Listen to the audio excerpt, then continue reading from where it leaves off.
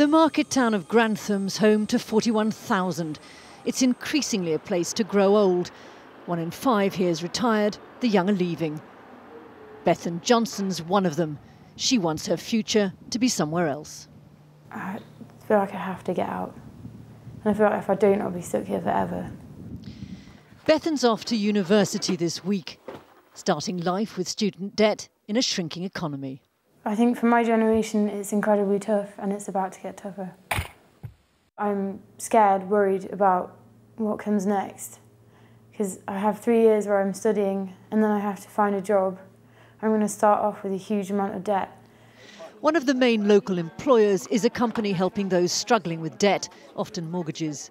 And what sort of debt is it that's causing you problems at the moment? But few of those who work here own property. Nationally, the average age for first-time buyers is rising. In some areas, it's now 40. Apart from wars and famine, every generation tends to be a little bit wealthier and a little bit healthier than the previous generation. We're just in danger of actually turning that trend around. Those two and also these ones, is that right? Yeah, all these sorts, yeah, a whole lot. Great-grandfather David Spearman managed to buy 7 cottages when times were good.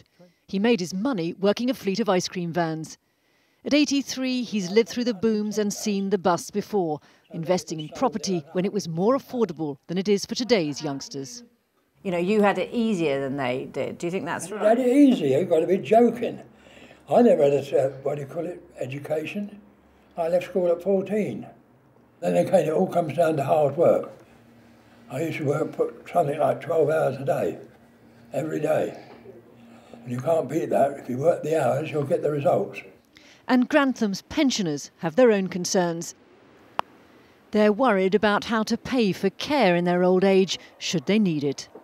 What we worry about, if we hadn't got the money for someone to look after us, if we got that we couldn't look after ourselves. But they know that in some ways they've been fortunate.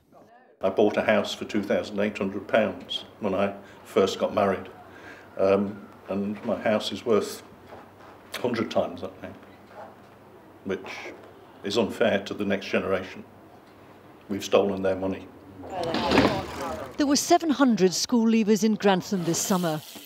Unemployment here is low, but even jobs won't guarantee them the prosperity their parents enjoyed unless economic growth returns. Bethan knows that. That's why she's anxious.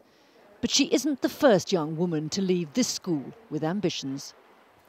When a young Margaret Thatcher left here, she believed, as did her generation and the next, that their hard work would be repaid with financial prosperity. But the expectations of today's school leavers, those growing up in the recession, are very different from those who are growing old in it. Penny Marshall, ITV News, Grantham.